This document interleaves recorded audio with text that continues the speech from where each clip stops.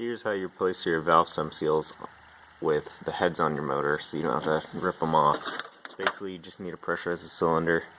You do that with this adapter. It screws into the spark plug hole, and then it has an air hose fitting on the end. It's like 10 or 14 bucks on Summit or something like that. Basically, then you just have the cylinder pressurized, and that'll hold the valves up, so you can get your valve spring compressor on and take the valve springs off, and then the valve stem seals are just right under there. So I'll show you guys real quick.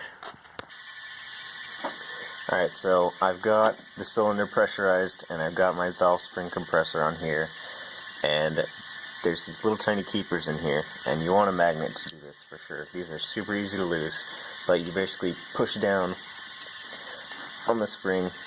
This may be a lot easier with different springs. These springs are super heavy, but I have to push down to help it and get the little keepers out. So there's one, and there's two in there. Once you get those out, the spring will come right off.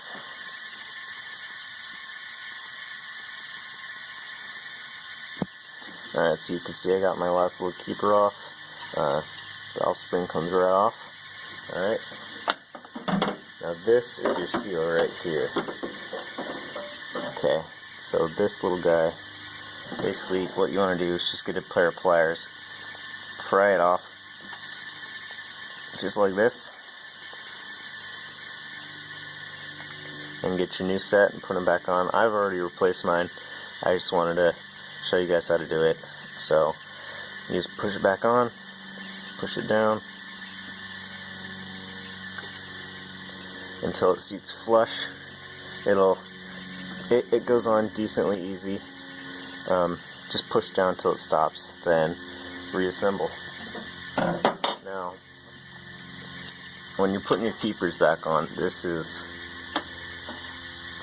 probably the hardest part, because if you lose one of these little guys, it really sucks. You gotta just go buy new ones, but it's just a pain in the butt to go all the way to the store. But the way I do it is I take one, and you can kind of, let's see if I can do this on my other hand.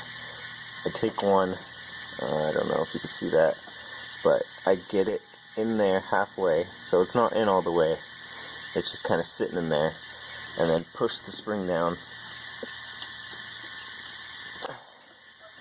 There, so that one is seated, and you'll know when it's seated. You'll feel it kind of clicks into place, and then the other one you kind of do the same deal.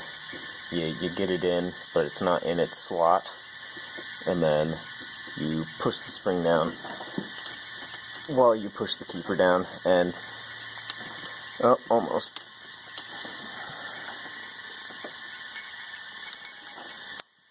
And there you go.